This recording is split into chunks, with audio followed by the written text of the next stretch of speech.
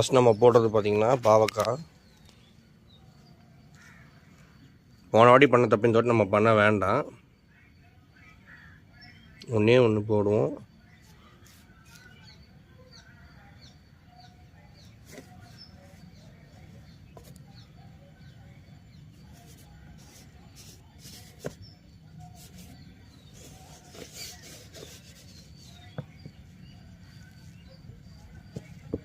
மூணே 3 விதை தான் போட்டிருக்கோம். நெக்ஸ்ட்டு